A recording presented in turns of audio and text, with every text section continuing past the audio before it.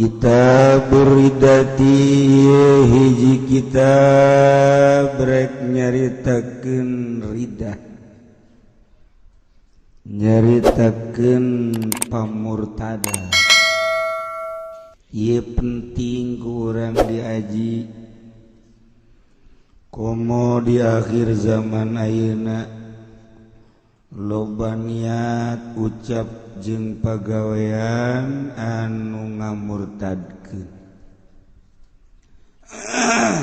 wayana urang ngaji bisa nganyahokeun sanggeus nanyaho urang hati-hati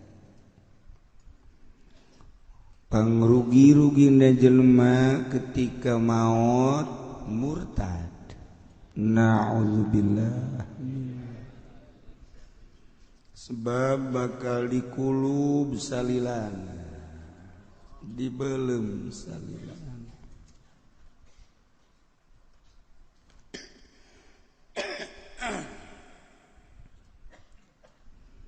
ari kitu mah teu murtad sanajan tilok salat mabok terus baik cara tatangga urang atau anak orang na'udzubillah min dzalik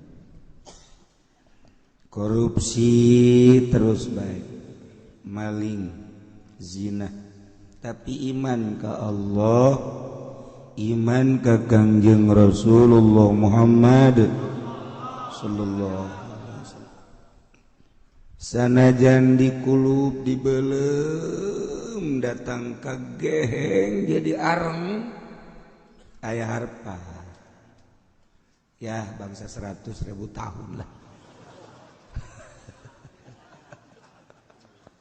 nyana geus leutik harpan geus jadi areng geus teu kadeuleunana aya harpan ke diangkat ku malaikat keluar sia areng bangona ieu di jero hate sia aya Allahan jeung aya Muhammadan lah cek nyana teh sawarpan kadieu cek malaikat keluar ke di pandian di haud Kangjeng Nabi Muhammad sallallahu alaihi wasallam nyai-nyayan deui kadeu aya mataan aya irungan ceria biasa jadi jelema deui biasa jadi ai tapi mah geus jadi areng ai hideung geus gara ka sorga cek mana embung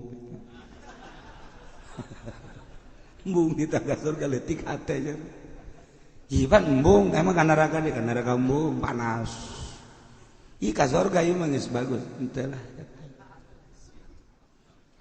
henteu cek jeung izin kana ka sorga izin ya da boga ka izin balik deui tah malaikat ka sorga moal tetap bertahan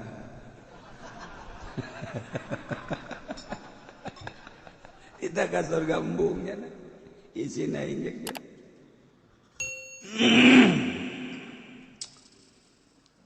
ti Gusti Allah geus aya instruksi anjeun tintah ka sorga wae kajeun embung-embungan bejakeun ka pangeran moal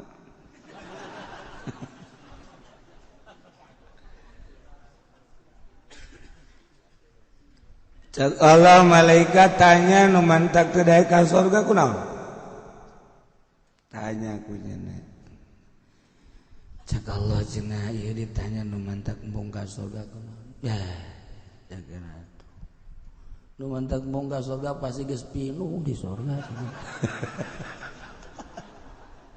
nyana meureun pikiranana bangsa Puri Jaya gitu. Alam Sutra bangsa gitu.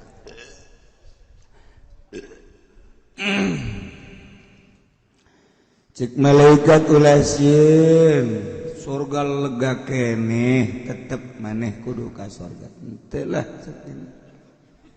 daripada dia itu ngemper ke sing serikeun babaturan lah moal kira ka ditu bae lanan ulah can neuleuh pan ka sorga lah sanajan can neuleuh ge sabaraha silegana sorga cek dieusian ku manusia di zaman Kangjeng Nabi Adam katungtung umat Kangjeng Nabi Muhammad mana ting mayakna cek kana jelema bangunan-bangunan kaing datang ka ditu waju pada naranya di mana tempat angkaning geus parinu moal geus ayo ka ditu bae cek malaikat moal ngajakeun ka Gusti Allah geus sadar aing mah di dieu bae wara teh jelema urang mana eta urang pondok eta ya Allah Masya Allah. Ayo datang baik hari itu datang. Entah. Tapi ku malaikat digiring datang ke lawang surga. Tuh. Ji, cekin aja lega kene. Bejakeun malaikat. Nyana ridhoeun tah henteu lamun dibere pangtungtungna nyana nu asup ka sorga. Bakal dibere sagede langit jeung bumi luasna saluas langit jeung bumi bakal dibikeun ka nyana ridhoan teh bejakeun nyana langsung brak bae sujud Gusti gede teuing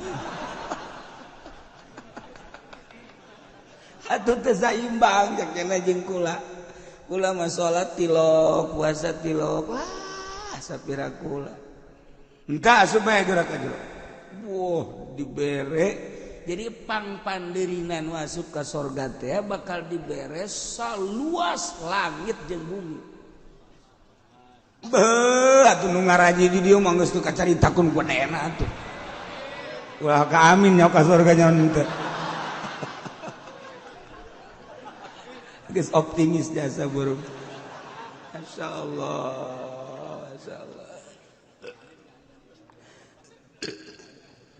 numantak ulah murtad baheula komo datang ka kafir musyrik na'udzubillah min zalik wa min zalik ieu murtad ieu tah mantak kurang dibahas lalaunan tentang murtad naon ai murtad teh ridah teh ridah teh cek lugat ma arruju' an syai' ila ghairihi babalik tina hiji perkara mengkol kanu sejen ngaranna ridah eta mah pokona mah asal keluar tidinya menghadap kanu sejen murtad eta nu kitu garana jelemana murtad tatadina nyana teh bogoh ka sarwiti urang Cikupa geus jang dipasini erek neruskeun cintana ka pelamunan kaserang ka batur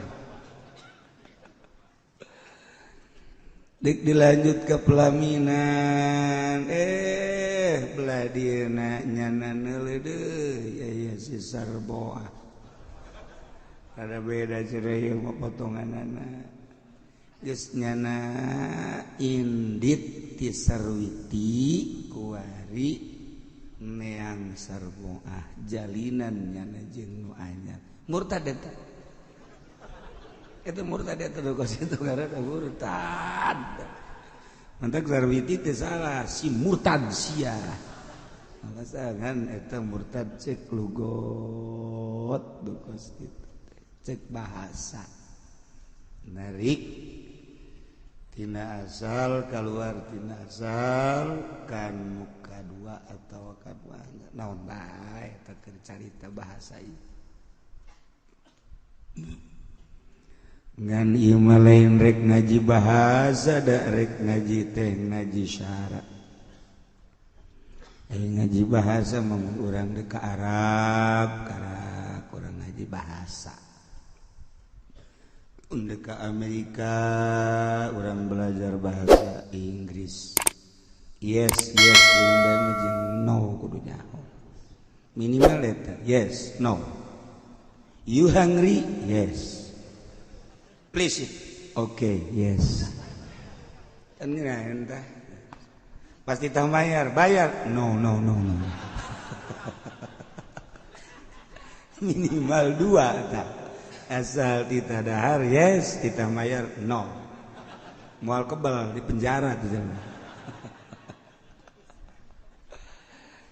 urang deka Arab kudu belajar bahasa Arab deka Jawa atau bahasa Jawa mengkonon memang kudu bisa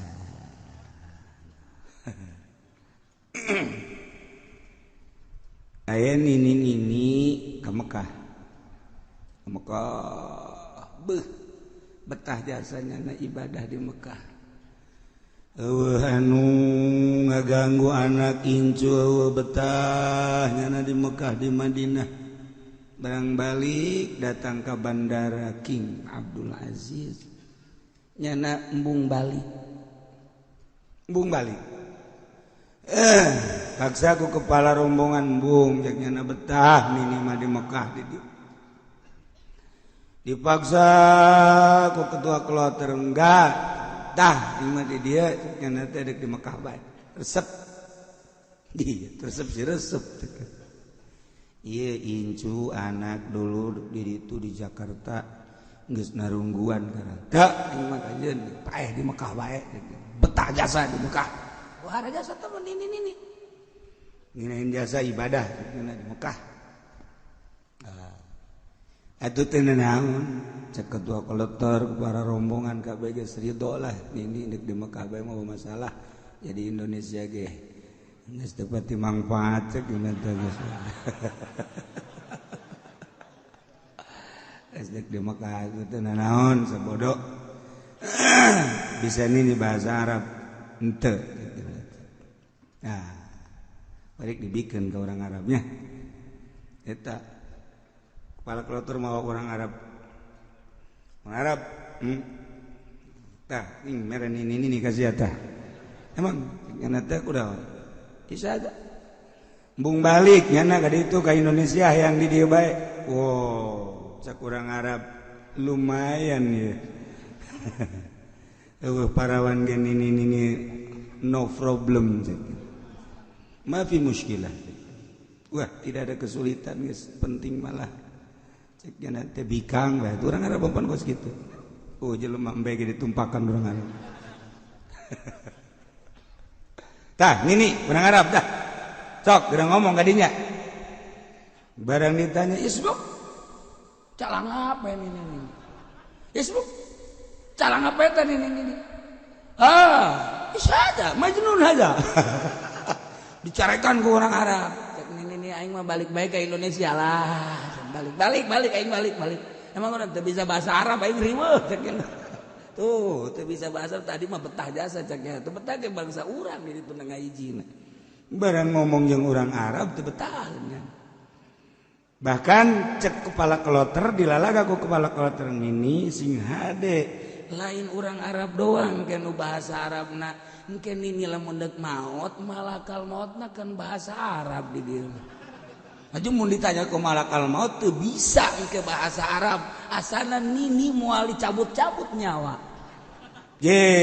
pan ieu geus kolot wae lah balik ke Indonesia balik teu bisa bahasa Arab baliknya ke Indonesia tuh ada cerita bae barang datang ke Jakarta ujung incun hadena cuman ini bisa balik emang kono tadina mambung balik urang Arab garalap cek kira di ditu eta nini teu bisa bahasa Arab kuari ge urang nu ka markah teh kuari mah tuntunan bahasa Arab manasik 90 ka ditu mah dia di tukangna ya tuntunan bahasa Arab rapi aju lalaunan diajar bahasa Arab nah kuari mah ngadaradak nanaona ngadadak mentak tepati nyaranaheun syarat rukunna munggah haji beda haji nu baheula mah barang balik ti Mekah teh jadi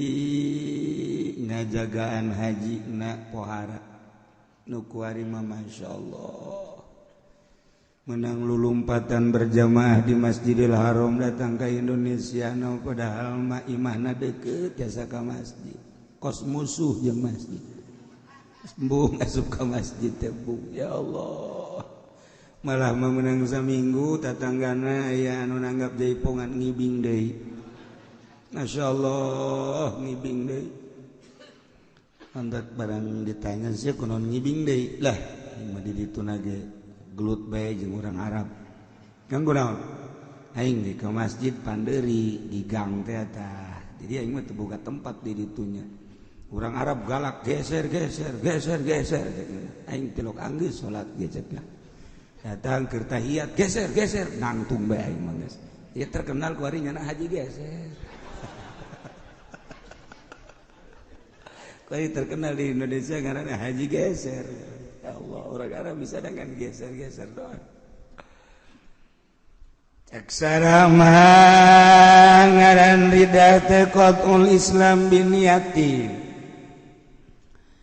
Megatkeun Islam kalawan niat kufur. Lamun cek tukang ngaji mah ieu hadpul awal bidalilisani biniati teh didapatkeun kana kufrin anu kufrina eta sabada qauli biniati au qauli kufrin biniati kufrin salah gitu kurang bagus anu bagus mah biniyati kufrin au qauli au fa'li eta nu hebat mah mun urang nyaritakeun tentang kulantaran ieu mah kitabna kitab jembrongan teu bisa dibaca ku budak leutik mana bisa budak leutik maca kitab kolot ge hese ieu mah qauli kufrinna diteudeun di tengah biniyati eueuhan qauli kufrin ayaan fa'li eueuhan deui jadi ngetes ka kiaina coba sia bisa tante coba ku aing dik diciclek kieu lamun biniyatina eueuh kufrinan sarua jeung biniyati kufrin jadi hazful awal lidalilisani au qauli kufrin aya paling neueuhan di mahal pusani di dilatil awal eta nu hebat mata sebab awal aya kaduana pasti tik masih moal teh kitu jadi diayakeun duanana tanda lamun geus bisa nganyahokeun kos kitu berarti kiaina hebat geus ana hebat kahebatanna engke dijual ka Golkar. Jadi geus lakunya geus kuari mah jadi kiai partai. Adena aing teu ka Golkar cenah kuari ka PDI atuh sawaun ge. Aduh. Kiai mah lain cenah lain kiai partai mah kiai NU. NU geus sogok menyogok wae. Kurang sedih kuari nya pemandangan NU. Dinten teh ge kultur urang teh kultur NU. Tetapi orang ningali muktamarna gerlut perebut naon meureun teh nu gerlut lamun NU na gelut atuh kaum nu lain NU na perang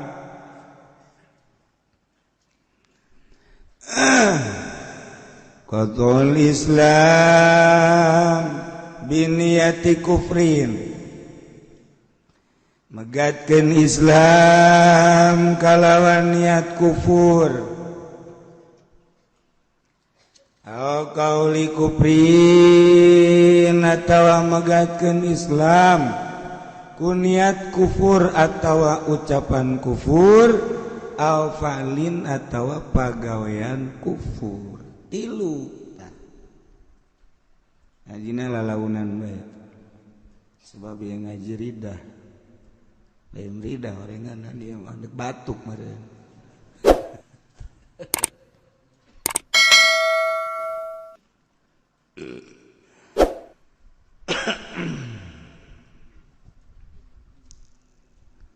megatkeun Islam biniati kufrin ku niat kufur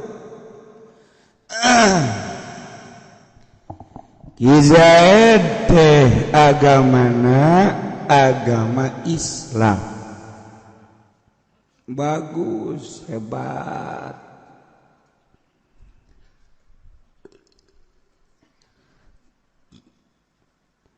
kuari Kizaid bergaul di negara atuh bergaul di negara mah sebab negara orang malai negara Islam negara demokrasi teu salah ngan inget asasna demokrasi mah lain asas Al-Qur'an lain asas agama asasna ialah asas materi jauh bertolak belakang antara Islam agama naon kitu syar'i yakni agama naon kitu negara syariat jeung negara demokrasi asasna jauh ieu mah asasna religi Islam syar'i mah agama syariat mah negara syar'i mah negara syariat mah tapi lamun demokrasi mah adalah materi jauh antara agama asasna jeung materi tapi di Indonesia bisa ngahiji di Indonesia teh bisa ngahiji aya 3 agama nu diperhitungkeun baheula ku Bung Karno hiji agama Islam sebagai mayoritas 2 agama Kristen berikut Katolik berikut Protestan nomor katilu Marxis tapi bisa dihijikeun dari Sabang sampai Merauke ialah keistimewaan Bung Karno lain sakadar menang pemikiran Bung Karno nang musyawarah para inohong-inohong nu aya di Indonesia terutama mayoritas Islam tentu para kiai-kiai setuju ngadirikeun negara demokrasi anu make Pancasila kok bisa kos kitu sih wallahu a'lam geus kos kitu bae tetapi dirasakan kurang damai indah bahkan kuari jadi percontohan negara-negara lain jadi percontohan negara-negara lain Kiai teh setuju lamun kuari negara Indonesia dirobah kurang kuari jadi khalifah sangat setuju. Nah atuh kiai henteu ngarobah atuh hayu jeung aing perang sia. Sia lamun perang boga naon? Boro-boro ditembak ku hinis geus coplok sia. Kayakinanana namun endek urang ngarobah negara kayakinanana mantak pupuk di kuari. Lalaunan supaya satu saat urang dek ngarobah negara keyakinan orang geus luhur. Lamun keyakinan model kos urang kos kieu mah moal menang urang contoh keyakinan ya. Kurang kumaha harebatna nu aya di MPR. Kurang kumaha harebatna menteri. Kurang kumaha gubernur harebatna. Dina harti harebat teh aya sagala nu talar Quran kapan di MPR teh. Lain lalagaan mun nyaho. Menteri agama teh nu kamari ieu teh lain lalagan eta teh Quran teh talar lamun urang nyaritakeun adil baheula talar Quran filsafat hebat hadis da pohara bahkan kuari keur nalar Bukhari berarti kan hebat lain lalagaan tapi kunaon eta Quran nu hebat hadis nu hebat wah kitab dibacaan akhir hayat jabatanana Nah, nu di luar teh nyaho, lobongana ngajina ngawuduk bae, Sabaraha penggede anu di sel talar Quran, talar hadis. Berarti kan ilmu teh teu ngajamin boro-boro di akhirat, di dunia kene kos kitu. Quran ditalar, di dadana aya Al-Quranan, di dadana aya hadis Bukharian. Ketika berhadapan yang duit miliaran, Quran hilang. Quran eueuh nanaonan, hadis eueuh nanaonan, nu kadeuleu eta percis kos bangsa kiai tukang ceramah. Eta kos itu. Sia seri kos jeung serikeun. Pan aya jelema na di dieu ulah seureun.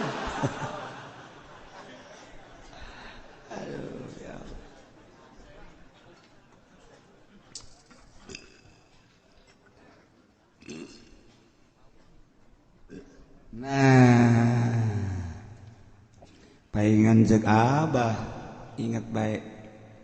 Nah, teka bita abah mangadengi jelema pinter. Teka bita abah mangadengi nu talar Quran. Teka bita, ih pan.